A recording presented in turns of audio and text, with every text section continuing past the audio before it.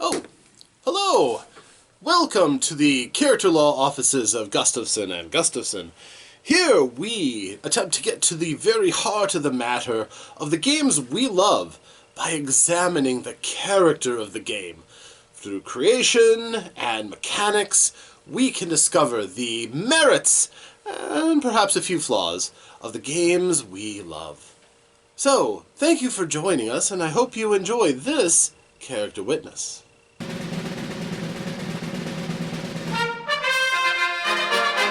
Hello, ladies and gentlemen. I am Rob, here once more with another Character Witness. This one's a little bit personal because this is a Character Witness for a game that I am preparing myself to run a campaign for. So, you'll forgive me if this is a little bit slanted because it's also a tutorial for my players to know how to make characters. But this is still going to be a full character witness for the game Mighty Protectors, which is the 3rd edition of the venerable Villains and Vigilantes superhero role-playing game.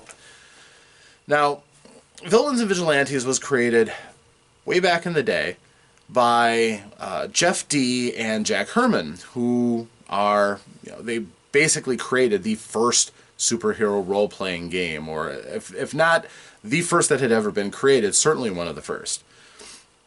And the entire thing came about because they're huge fans of comics, and they had a discussion about who would win between the Human Torch and Spider-Man. So they came up with a game that could settle the discussion for them. So I thought that's kind of a neat thing. I have had the pleasure of talking with both Jeff and Jack back at Gamehole Con 2017. They sat down and actually put up with me asking them a lot. Oh no, 2018.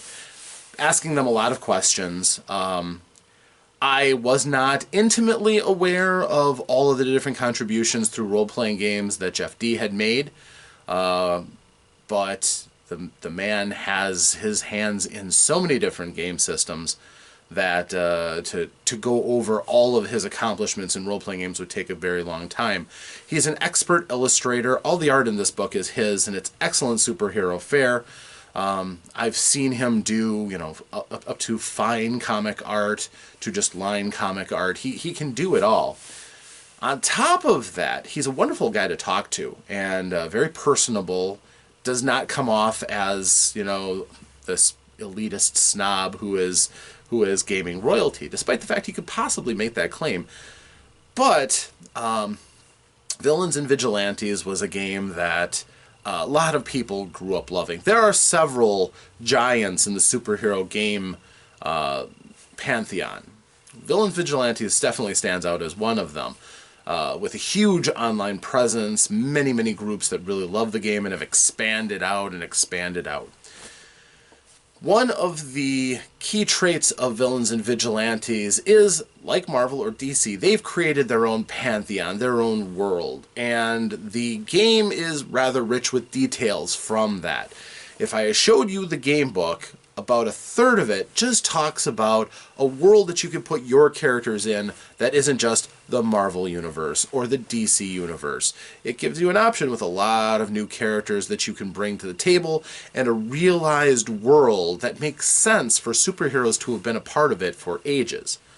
So, in general, the game itself has a lot of the fluff that a new game really kind of needs to have for a new person to come into it and say, I don't have to create everything from scratch. I've got a lot of working materials here, a lot of moving parts that I can tinker with.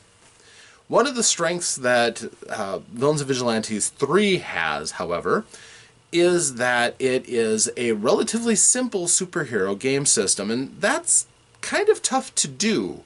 If you think about all of the different superheroes and all the different levels of powers that they have, you can certainly see in even your average superhero team, there's going to be problems as far as balancing.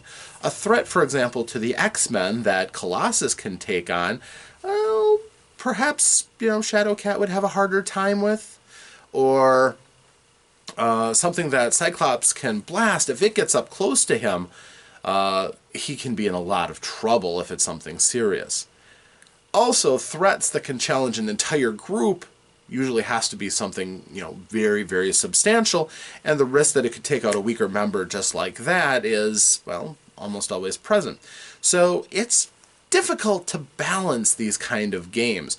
It's difficult to have a great deal of realism in with your superhero games anyhow, which most games get over by kind of glossing over the details and just focusing on big events. And, well, this one's a little bit different. It does concentrate quite a bit on having realistic levels for the powers, about having a way of tracking the physical details of things. For example, if you have a super strong character who punches somebody, they can go flying back. There's all the rules for that. So you can track how far they go. You have tactical ranges on your powers rather than just lines of sight.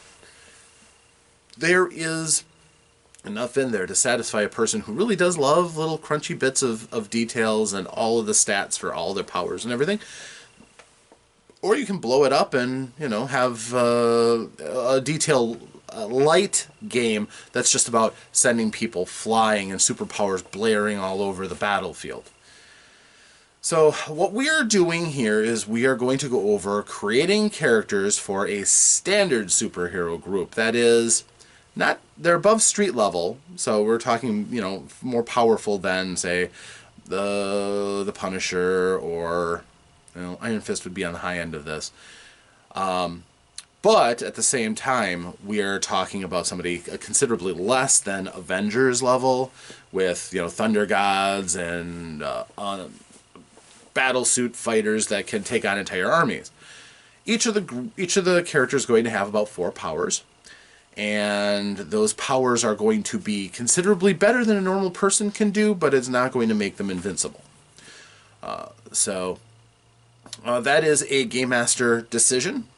You can actually play the higher levels, although, like most games, things kind of get really fiddly when you get to really high levels.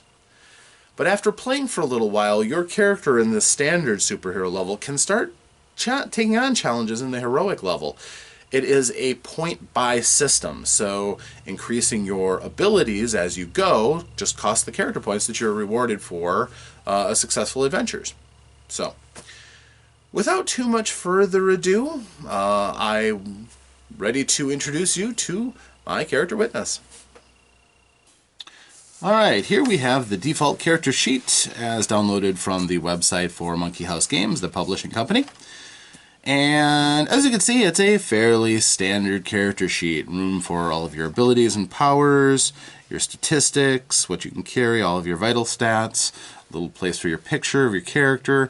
It's very factual oriented and organized so that you can easily find the things that you're going to be doing again and again and again.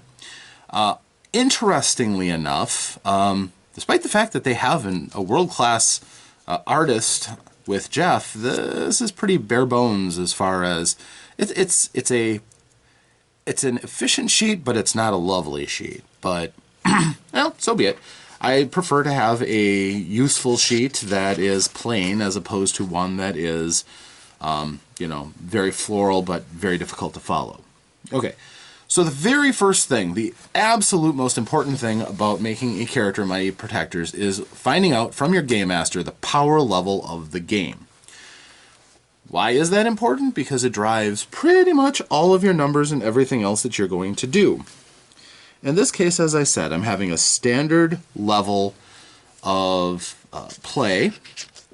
So in this case, it really doesn't need to be any great difficulty in filling out most of this, because what we're going to be showing you is the standard array, and I'll also explain to you how you can play with that if you get some experience to you. Now, as I said, this game is rich in the setting of the Mighty Protectors universe, built upon with decades of expansions and gameplay and all kinds of materials that have been made for different versions of Villains and Vigilantes, of which this only gives you a thumbnail sketch, but enough to actually go into the world and play around with some concepts and some MVPs in the world to let you know there's bigger things beyond just your group. So there's also, for a lot of these things, random tables that allow you to pick details about where your character's from, how they get their powers, and things like that. I will show you those, although I'm not going to be using them for the particular game that I'm running. And if you saw the Lab of Omnicide where I talked about stripping out details that weren't necessary in a game, that's basically what I'm going to be doing. So, as far as things like they go about details on filling out this character sheet. Birthplace, for instance, right here. They have local, foreigner, stranger, anachronism, alien, or extra-dimensional. And there's percentile dice for all of those. In this case, the stranger from a lost or hidden region of the world, this game is going to be set in real-life Earth, not the comic world. So that's not appropriate. Anachronism isn't appropriate. There's no time travel. Alien is not appropriate, and extra-dimensional is not appropriate. So my character can either be a local or a foreigner. And because the opening gambit of the story is going to take place somewhere else, no matter where the characters are from, local and foreigner don't mean a lot. In this case, I'm just going to pick out a birthplace. In this case, it's going to be Los Angeles, California. Just by fiat. I've never had a character from LA. I feel like it's time. Known regions of the Earth. They've got a lot of different places that your characters can be from. So if you are a foreigner, you can roll to decide if you're from the Netherlands or the Philippines or China or Australia. A pretty good chart overall with bias towards the countries that have a large amount of population or are commonly found in superhero stories. For example, even though Japan doesn't have a huge measure of population, there's a 4% chance that you could come from Japan, whereas only a 1% chance that you could come from Ethiopia or Egypt or Nigeria. So, but it's not a bad table.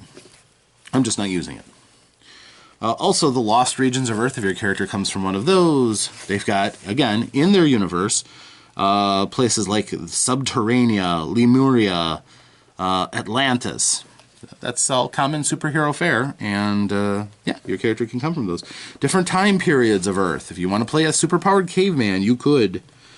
Or somebody from the extreme future, which is cool.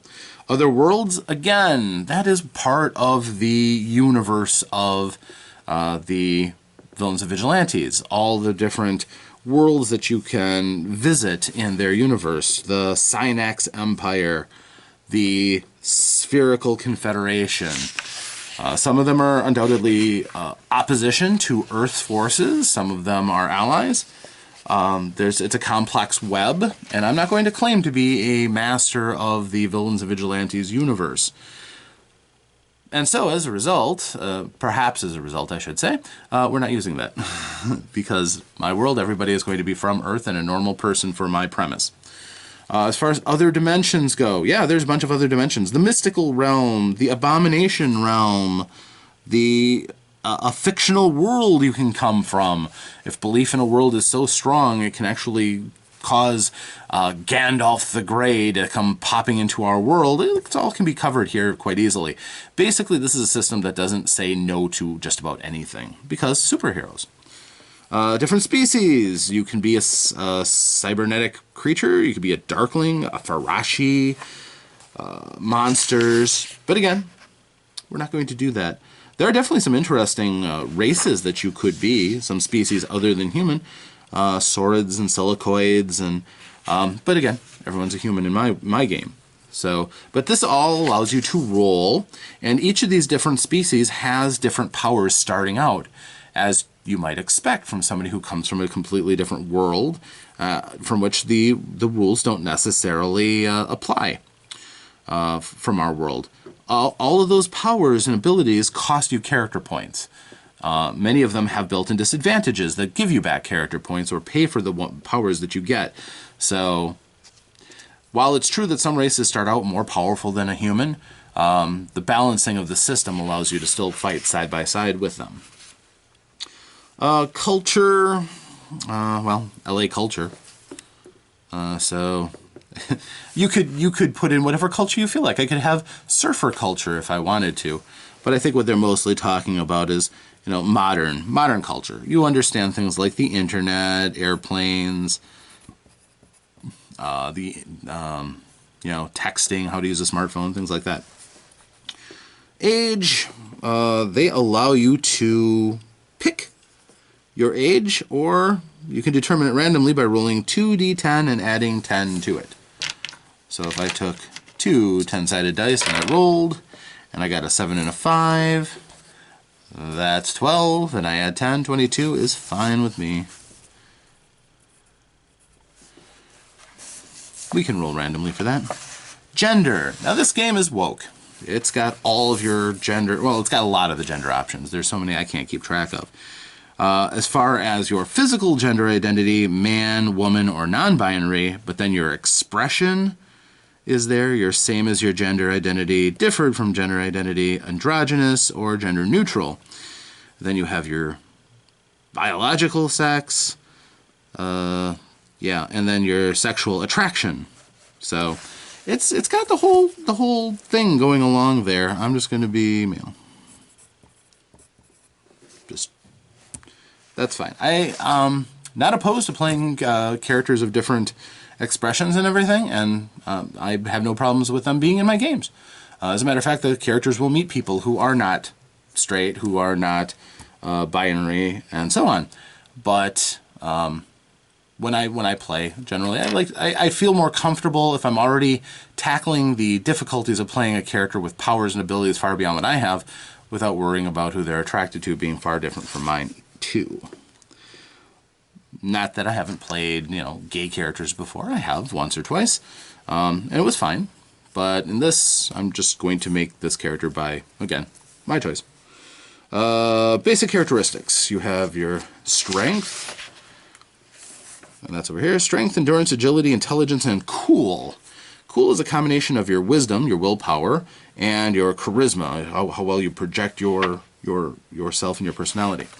Now, each of these statistics has a point cost for different levels. They generally go for human norms on a 3 to 18 scale, much like Dungeons and Dragons, for instance. But they're not rolled that way because each of those values has a certain point value. Now, there's two ways that you can figure out what your stats are going to be, at least to start out with. The first one is they give you an array that you can just assign based on the power level of the game. In this case, standard would give me 118, 116, 114, 112, and 110. And that would amount to 70 points of character points. And I'm going to... Let's see, I should have some sort of an idea for my character, shouldn't I? I'm going to be a bookwormish scientist character. So we're going to go with an 18 intelligence. We'll go with a 16 cool, 10 strength, not very strong, 14 agility, and a 12 endurance. That seems to be pretty good as far as arrays go. Now, I'm not going to do more than write those in pencil because that might change as we play. And you can spend character points and raise those numbers as you go, and a character can work out and be stronger. But the other way to do this would be assigning points. You would have 70 points to spend between all of them, and each level, each point, you would have to divide up the 5 statistics, divide 70 points to spend between them with a minimum of 3 and a maximum of up to 21 that you could do.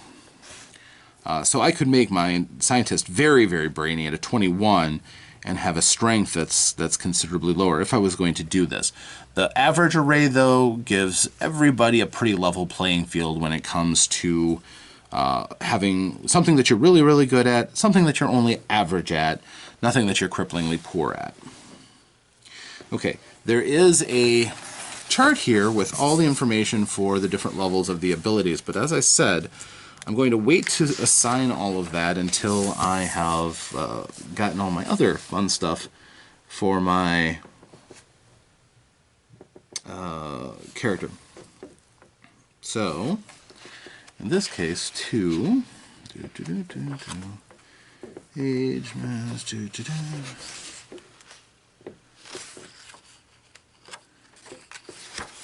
all right. We next go with the secondary characteristics. We have weight and mass. Adult male characters roll 5 6-sided dice.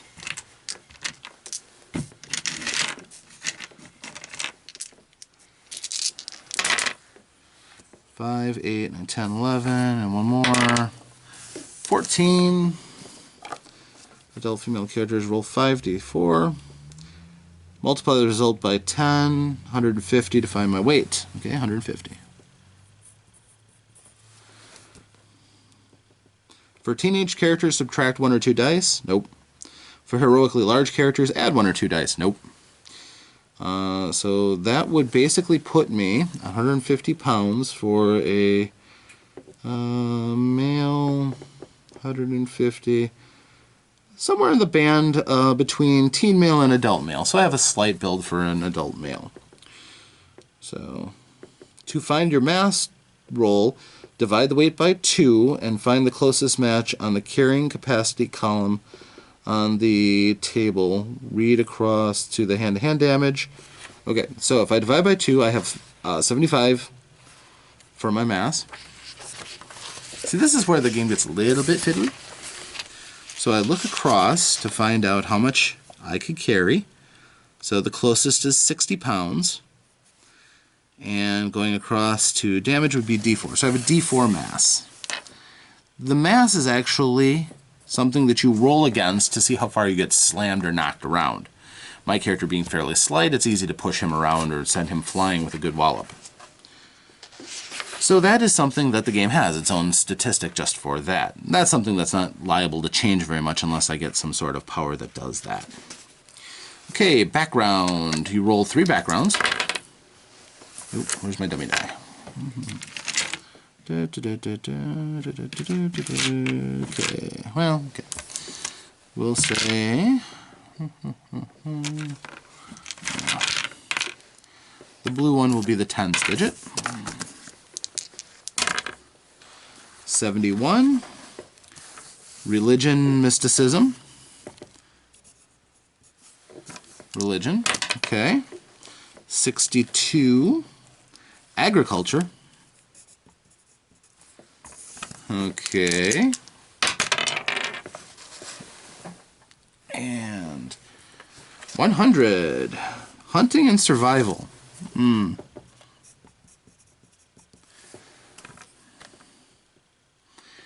So that would lead me to give an idea of what my background for my character might be. None of those statistics really throw down a lot for my really high intelligence, but my high cool would make me good as, in the religious sphere, I could be a televangelist of some degree. And with my intelligence, I could probably be a pretty rich televangelist too. And the agriculture and hunting tells me that I'd be a guy who would speak out more towards the common people, your farmers, hunters, and things like that. So probably I would have my strength, say, in the Midwest. So I'd be a street preacher from California who would be speaking to the hunters and farmers of... Sure, so we're going to go background televangelist.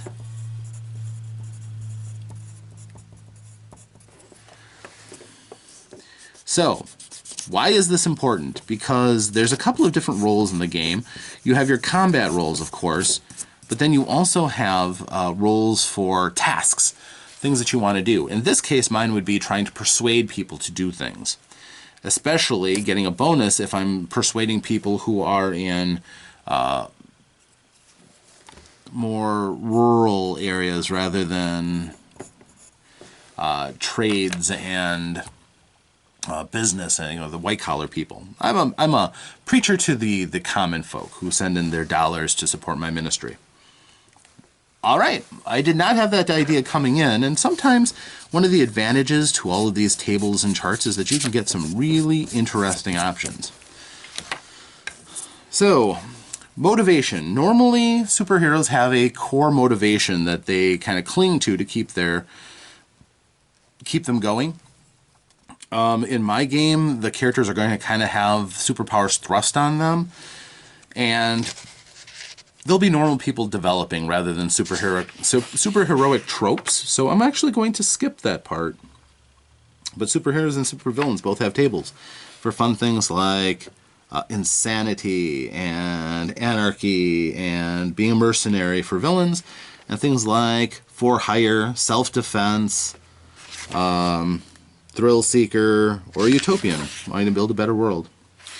Wealth, start with a D4. Average person starting out with about an income of about $40,000 a year. When you want to buy something, you roll against your wealth to see if you have the money on hand to afford it. It's kind of a neat system, and I like it rather than counting beans and tracking dollars. Luck. Everyone starts with a 10 or less luck save. Saving throws are basically you roll a 20-sided die, and I don't have it on me right now. You roll a 20-sided die, and if you rolled that number or less, you've succeeded. The numbers go up as you have a better chance of succeeding. So, yes. Origin type. Again, that's not going to matter. So, origin type, gifted. Basically, your character will be given superpowers, so they're going to be called gifted. So, all of the stuff, the random tables on there, we're not going to use for that. Now comes the moment you've probably been waiting for, and I know I've been waiting for, because when you're doing superheroes, what's one of the most important things? The superpowers! This game gives everybody a fighting chance, which I really like. One of the problems of the Marvel superhero game was that it could be random on what you get. You could have prehensile hair and be able to swim underwater, and yeah, the random tables were sometimes pretty harsh. But this game, you get to roll 2 times on the offensive abilities chart, 2 times on the defensive abilities chart, 2 times on the miscellaneous abilities chart, and you get to pick 4 of them to keep. Trying to work around a central theme, which this game will do as well. Alternatively, again, you can build your character and pick these numbers if your storyteller lets you, but I like the random idea. So in this case, again, blue is still going to be the tens digit. 1, 3, 13, that's disintegration. Oh boy. Alright. And 42, that's ice abilities.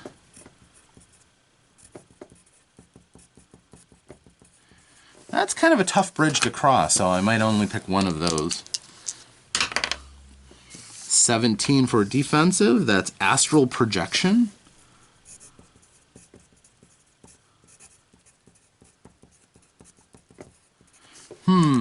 Not too sure about that one. And we roll again, 57. Ice abilities. I already have ice abilities, I'm going to roll again.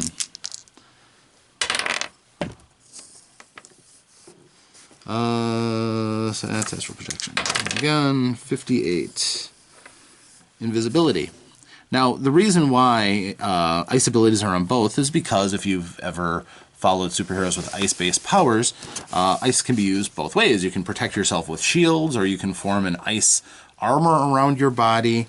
But what you can also do is you can freeze people and block them up. You can create ice balls and icicles, shards to shoot at people. It's a flexible power. It's rarely going to be considered one of the most powerful abilities, but certainly going to be more powerful than a person who doesn't have any such ability. So, all told, yeah, it's an interesting blend between disintegration and ice abilities, astral projection, and invisibility. Now let's see what the miscellaneous powers are. 61. That is a physical ability.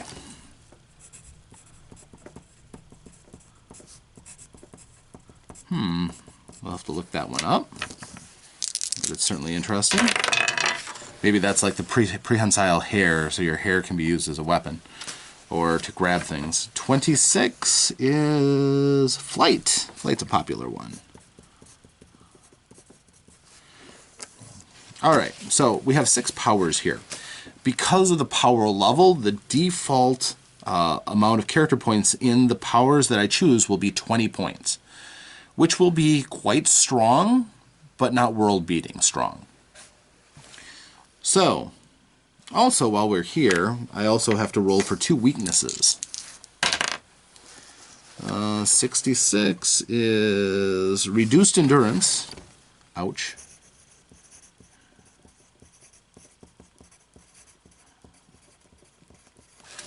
Okay, my character could be very, very frail.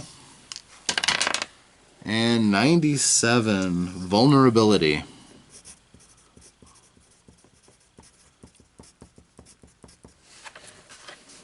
Okay, it's also important to know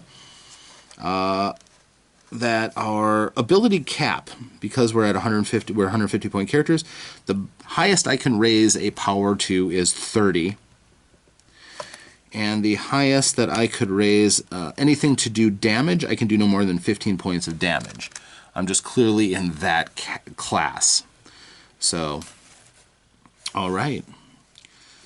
Let us then look at what we can do. First of all, let's look at the powers. Disintegration. Okay, disintegration has 2 different aspects. You can either use the classic disintegration ray or a disintegration field. The disintegration ray allows you to zap people at a distance. It's a powerful attack, so it costs 2 points of power per shot. Yes, your abilities only have so much power before you get drained, and there is a power rating that we'll get to. So each point of disintegration scored against objects destroys its material, and lowers its structural rating. So 5 points of disintegration does a 1 foot wide hole by 6 inches deep, no matter what the target's resistance is. So yeah, it's a powerful ability. Living creatures struck with disintegration aren't vaporized. They just disrupt. They take damage from the attack, but they aren't actually disintegrated until they're dead. So they're hurt. At 20 points, this does 2d10 damage, which is pretty impressive. You can also use them to counterattack physical projectiles that attack you. A disintegration field, on the other hand, I could surround myself with a disintegration ability field, and it costs less. It costs 1 point per use, whether it's used as a defense, an attack, or for 1 round of just passive damage melting things. In that case, it does 1d10 plus 1 damage, and I could attack people with my hands. I could just use it to melt things around my character, and yeah, that's kind of a neat take on it. Quite honestly, I think that would probably be more useful to a scientist, the disintegration field, as opposed to the disintegration ray. So we will take that at 20 points. Disintegration field.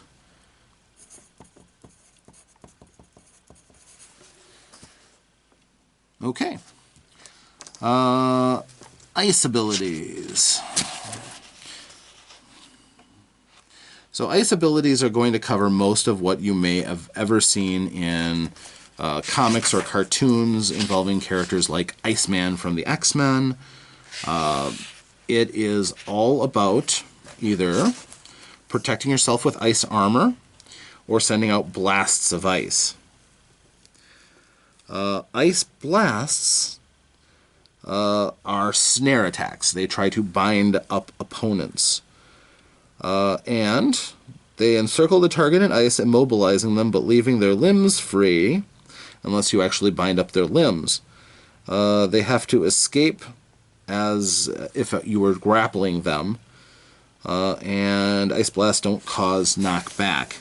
So you can counter ice or flame and heat-based attacks. So yeah, it does D10 plus D12 damage at 20 points of grappling. And that also challenges your ice break point, the amount of damage they'd have to do to break free from ice. So the maximum for that would be 24 points that you can freeze a person to. Extra hits on targets that are already encased reduce their break point, or replace the break point, or add 2 to it, whatever is higher. So you can keep solidifying a person if you want. Protection, again, has no effect against Ice Blasts. Non-personal force fields reduce an Ice Blast breakpoint. Damage dealing energy effects reduce the breakpoint too, so if somebody gets zapped while they're already encased in ice, they might break free. Targets take 3 entropy damage between rounds as long as they are encased, so this does do damage. And every round the ice melts a little, reducing the breakpoint by 1, so eventually they will get free. And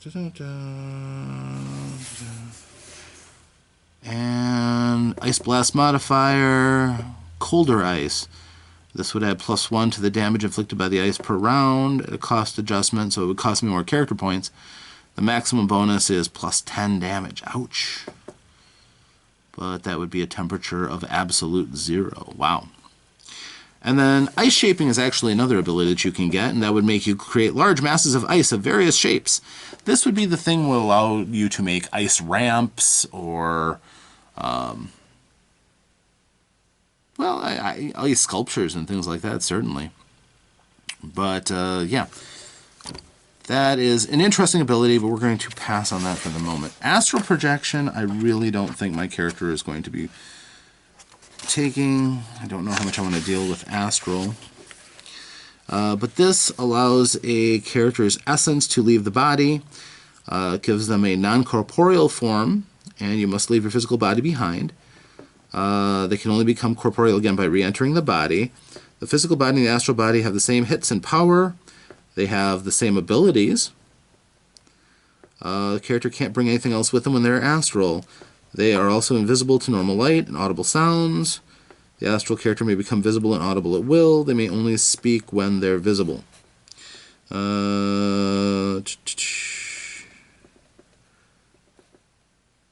Okay.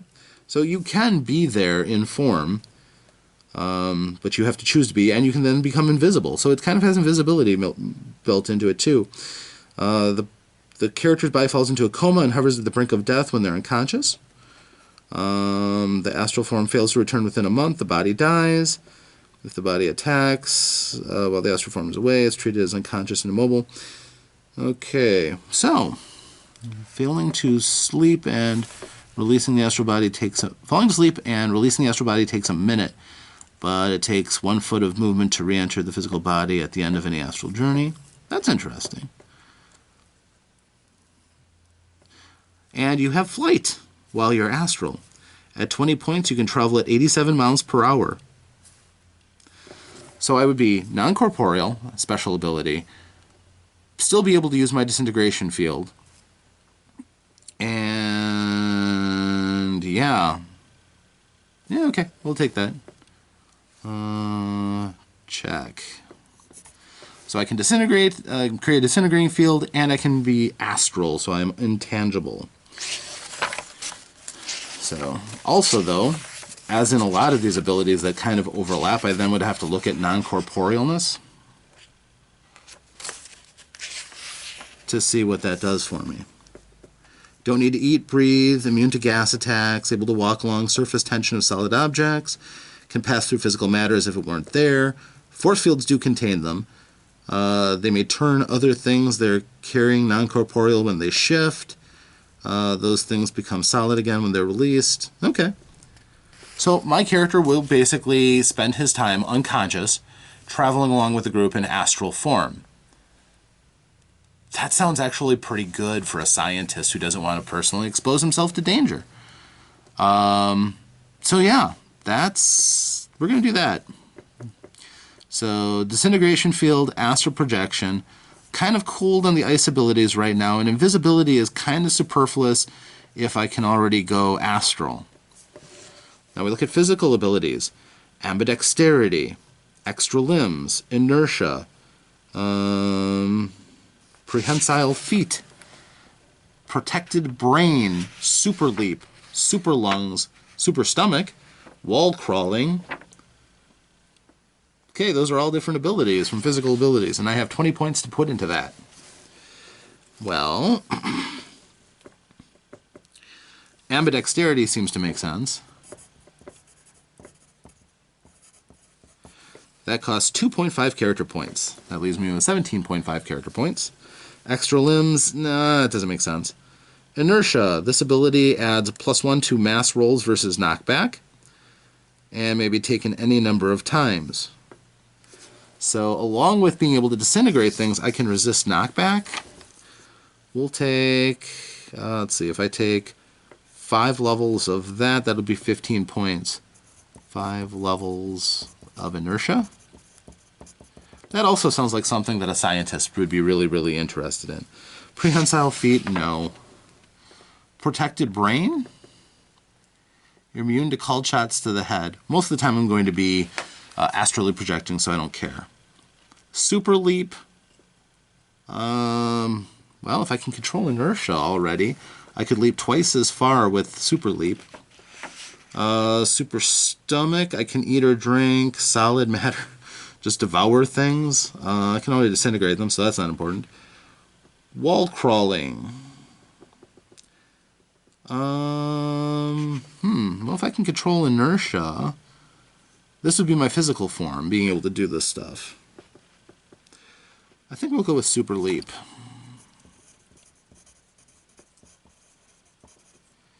Uh, 2.5 character points. That allows me to jump twice as far using my inertial powers. So that's 3 powers, and then we'll actually have flight. The super leap doesn't cost anything. So flight, on the other hand, does. And if I can control, if I can astrally project, use disintegration field, and my physical form can also fly, basically my character will be given the power over some of the essential physical properties and laws that we take for granted. This would be the law of this would be atomic bonds, this is disintegration field.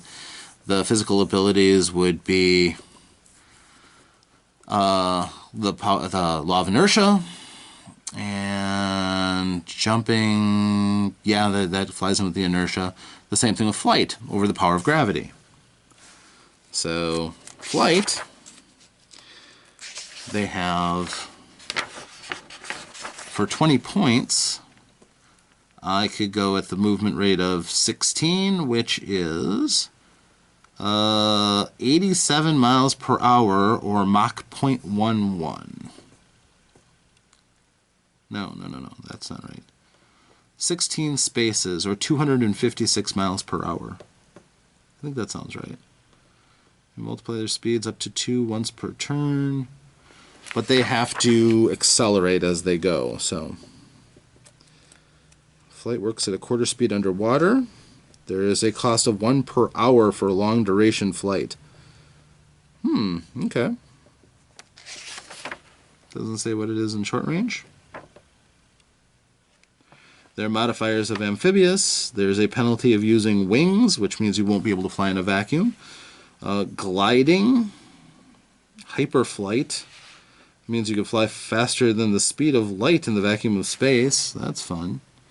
My character doesn't have any ability to survive in space, so no. So, alright, we will pick flight at 20 points. And there's numbers for that. Alright, now we look at the weaknesses. So, the weaknesses, reduced endurance and vulnerability. Oof, that sounds scary. But it's all part of being a superhero. So, we look at reduced endurance first. Reduced endurance means I roll a 10-sided die. And I rolled a 6, and that means my character is decrepit. -3 to endurance, -2 to intelligence. That hurts. Now I could pick different levels of that to give myself more points. That would be kind of foolish. Right now my character has an endurance of 12. I could get 10 points to reduce that down to a 6 and lower my intelligence by 4, which I don't want to do. So I will drop my intelligence to a 16.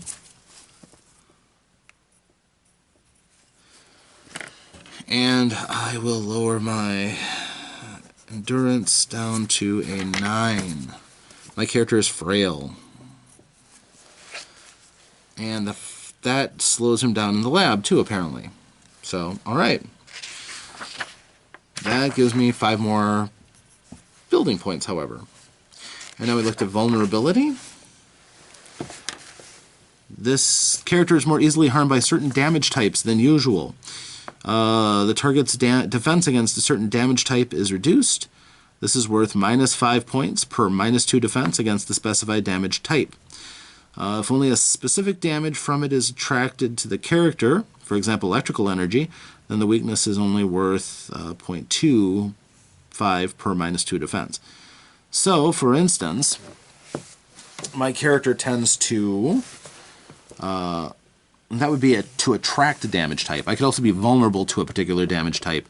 And that would mean that for every -5, so every 5 character points I give back to myself, I could take an extra 2 points of damage or have a -2 save modifier for attacks which force a saving throw from the specified damage type. If the character only takes extra damage from a specific damage type, for example cold entropy, then it's only worth 2.5 per +2 damage that I would take. Well, in this case, the major types of damage, they are kinetic, energy, biological, entropy, or psychic. There's also disintegration, gas, healing, etc. So, in this case, I think I'm going to take vulnerability at 5 points to... Inertia would make sense because I kind of am a master of inertia. But the one thing I can't really do is change anything with my body. So I'm going to say biological attacks, as fits in with my reduced endurance, would make sense. So we'll have vulnerability as a weakness. +2 damage I take. So I have an extra 10 points to spend total. In this case, what I'm going to do, because I'm intrigued by its potential, is I am going to take... And you can look through the different modifiers, ability modifiers. In this case, what I'm going to choose with my disintegration field is an area of effect. Normally, it's a single target. It only affects me. That chart is right here. So, if I move down 1 step on the diameter field, it increases the cost by 2.5. So I can move 4 steps. So in this case, I could go from single target, 1, 2, 3, 4, up to 7 inches away from me. Everything can suffer the disintegration effect. So I'm going to have disintegration field. That's going to be a 30-point character. Disintegration field.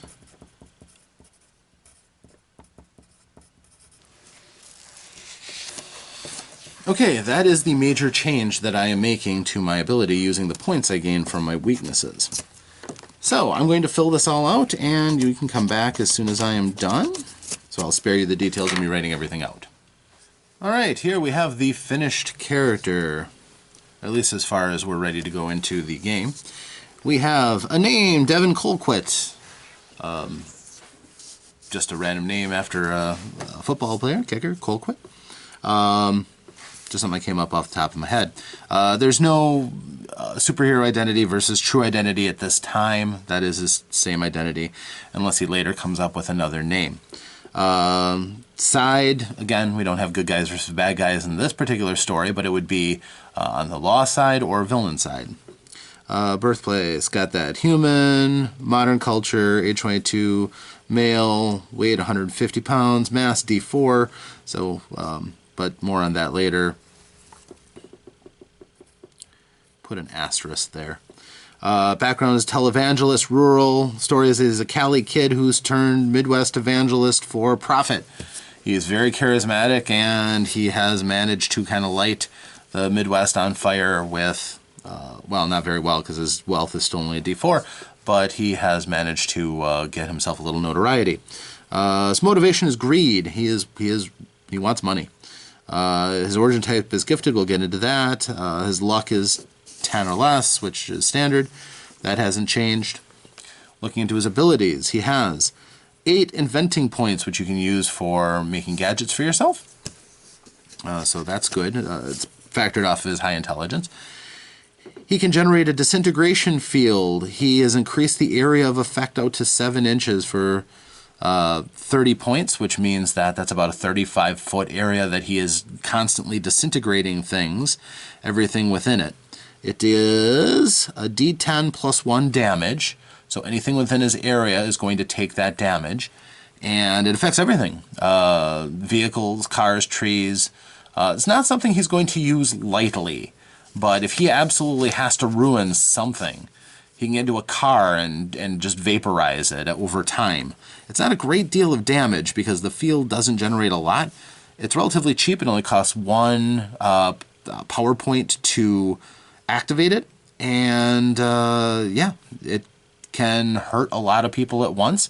He can choose not to use the area of effect, however, and just limit it to his body and basically fight people using his disintegration effect in closer range if he wants to.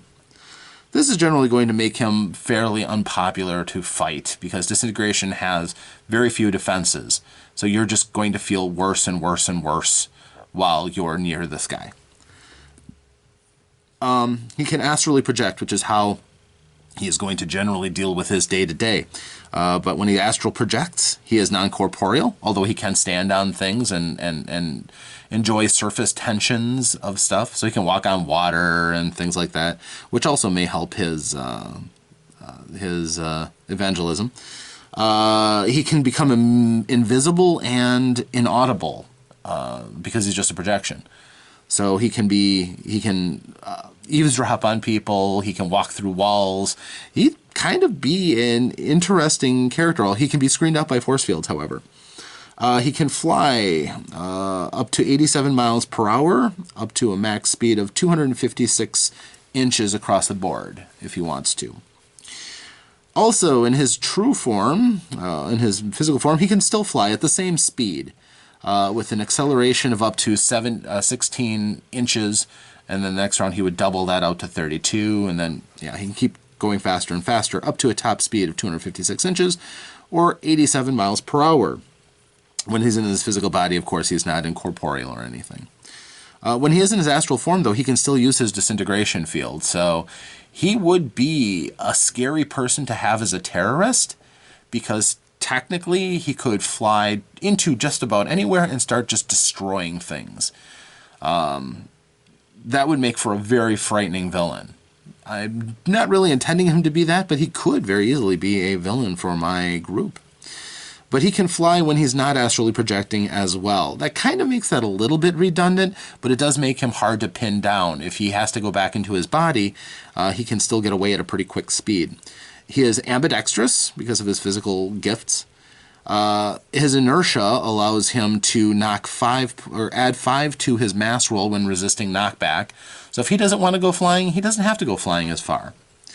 And he can super leap. He can double his distance of jumping. Why would he do that when he can fly? Because this costs nothing and this costs a power point. And over longer periods of time, this is just something he can very quickly do. Eventually, he can put more character points into it and really super leap all over the place. His weaknesses are reduced endurance, which are factored into his attributes. And he is vulnerable to biological attacks. That gives him an extra 2 points of damage when he's attacked by biological attacks. He is fairly frail. Strength of 10. Endurance of 9. Agility of 14. Intelligence of 16. Cool of 16. He has 1 point of physical and 1 point of mental defense, which makes it a little bit harder to hit him, but not by much. He's going to really be relying on the fact that most people can't touch him when he's astrally projecting. And when he's not astrally projecting, he's going to get clobbered because he only has 6 hit points because of his low stats.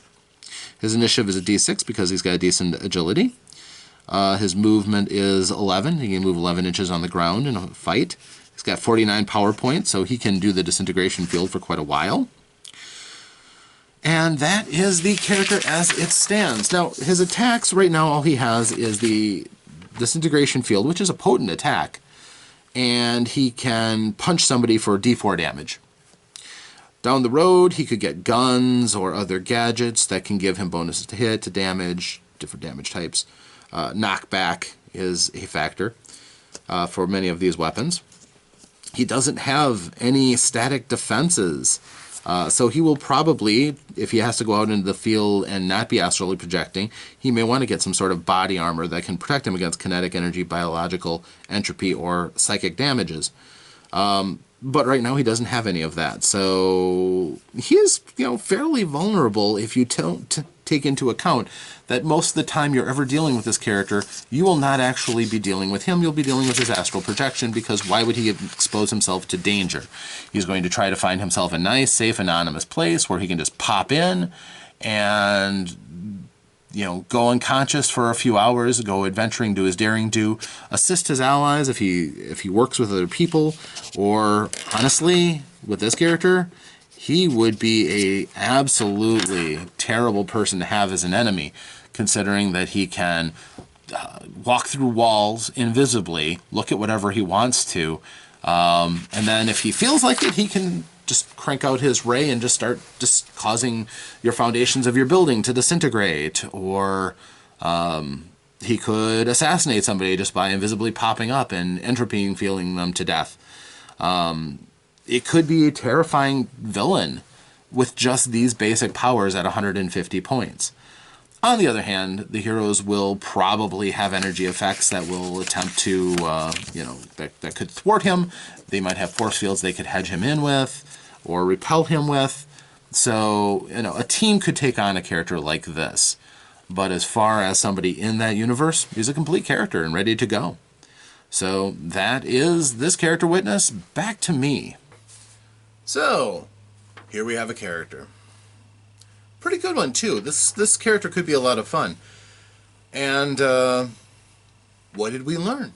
Well, quite honestly, these mechanics can be handled a number of ways. We use just one of those methods, which was rolling for random things that we wanted to make work as a whole. We have a very focused goal and world in mind, so that I didn't end up using some of the random tables to step into the world of the Mighty Defenders, and that's fine. If you want to and you run through that, there's a lot of resources and information there. They've been a little bit slow about putting out world books for those who don't have a backlog of all the villains and vigilantes source material, but I know they have plans for it, and quite honestly, as I said, you don't need it if you have an idea. You could actually take this game world and use it in any other superheroes game. Many of the powers and abilities are fairly universal, and all you have to do is add the right adjustment here and a little tweak there, and you could make most superheroes using that power, that rule set, that ability that modifies this so that this circumstance applies. And really, that's the soul of most of the characters in superhero-dom. Most of them fall under a relatively limited set of skills and abilities. And if you go to Monkey House's website, they have more resources. Of course, people who are fans of the series are going to keep creating more material that you can purloin for yourself. But that's not what we're here for. We're here for the character creation. Now, looking at the character sheet, there's a few things that we have learned. Number one, this is a game about superheroes. And that's it. This game does not try to reinvent the wheel and create a system that you can play anything on. This is tightly focused on the superheroes. That's why this big block in the middle of the character sheet is all about the abilities and superpowers. That's what this game is for. So, as a result, there's no skills. There's no what can your character do outside of use their superpowers. That is for the game master to identify what characters have a chance of doing what based purely on their background, if they have one. That can certainly make things interesting, but also their raw abilities. And a certain amount of common sense, really. You don't have to have 50 different skills detailing that your character is good at yodeling and horseback riding if they never come up. Instead, what is reasonable for your character to be able to do and know how to do is far more important than mapping out all of their different skills and abilities. As far as combat, generally, your superpowers in a superpower game are going to take care of the majority of that.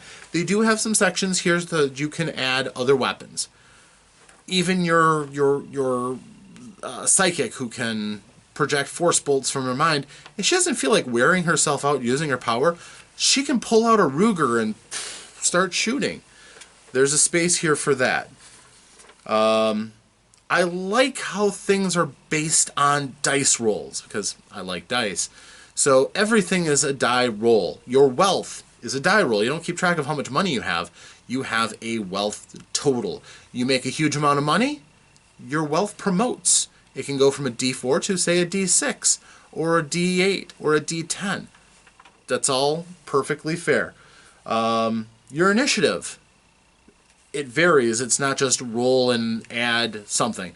So a person who has a D12 initiative will sometimes roll a 1 or a 2 and still let that person who only has a D4 or a D6 go before them. It's not as likely, certainly. The odds are stacked in the favor of the person with the higher statistic, but there is sometimes a shake-up in that order, which is fine.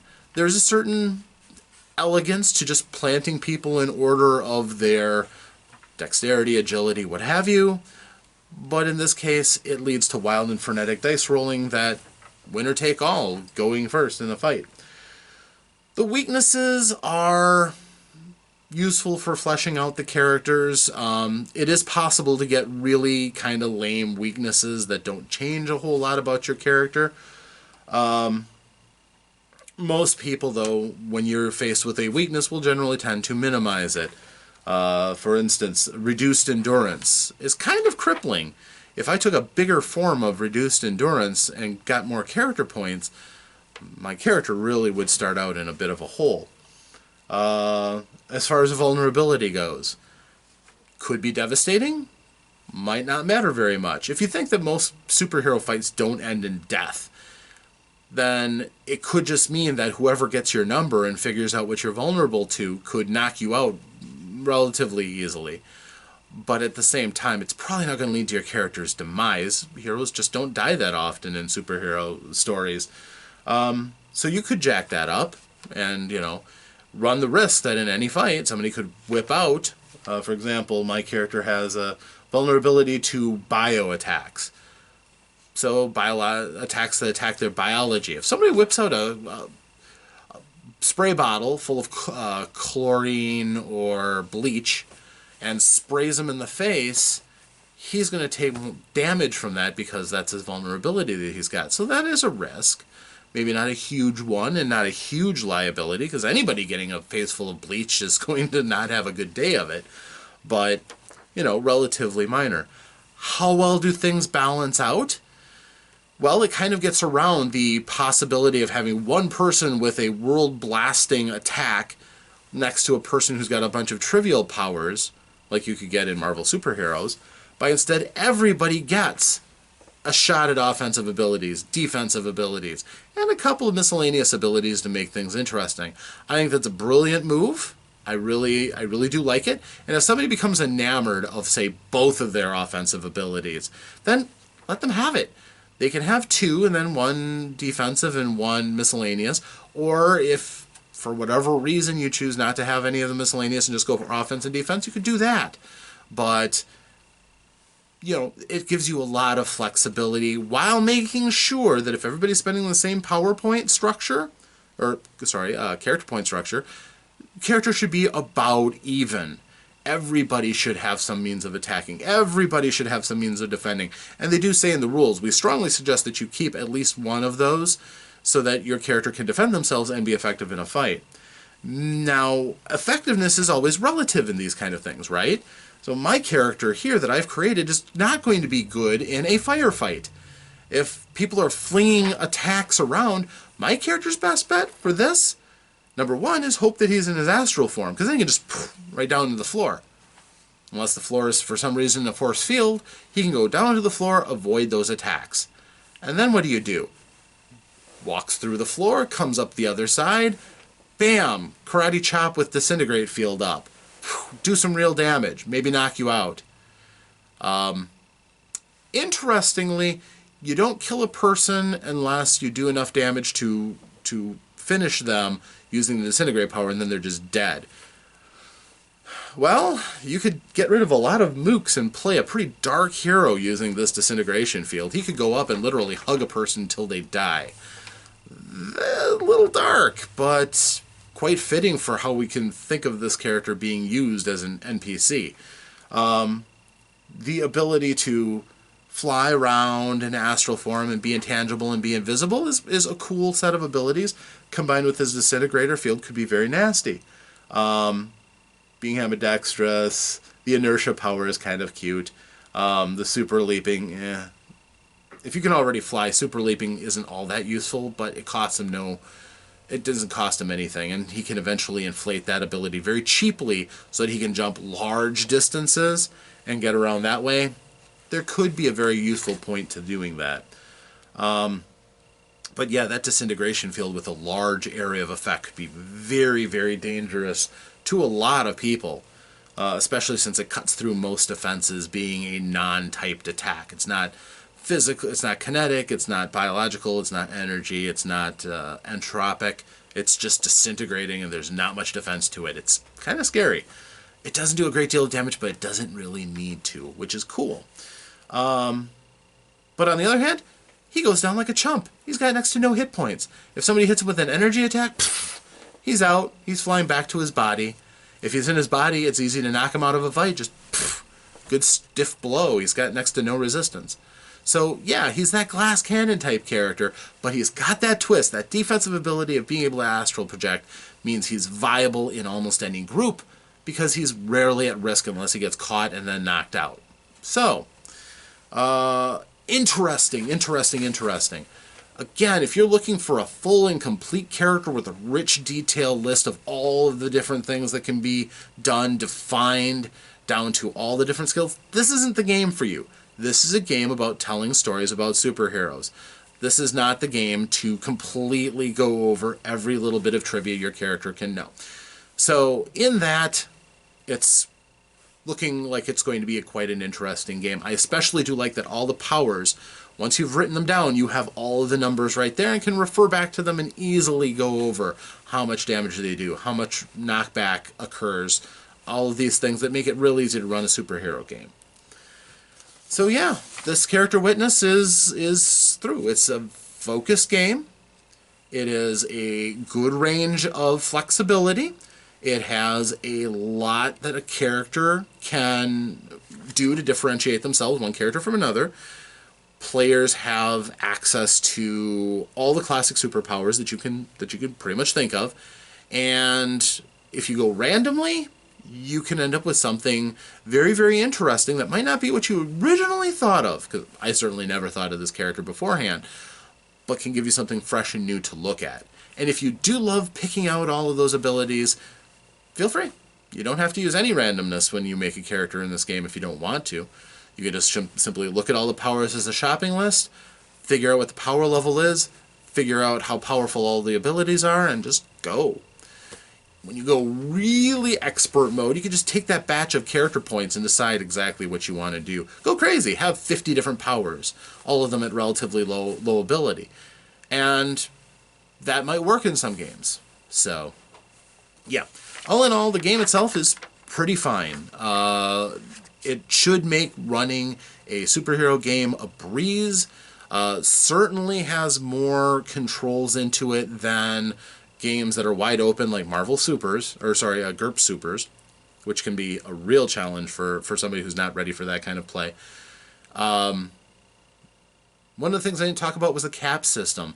There's each character, by however much power they have, can only get so much damage. They can only have so high of an ability, and those are hard baked into the game. Of course, you can ignore them as a house rule, but generally, a character of this level won't be able to do any more damage with a single strike than 15 points of damage, which is kind of worked into the dice system.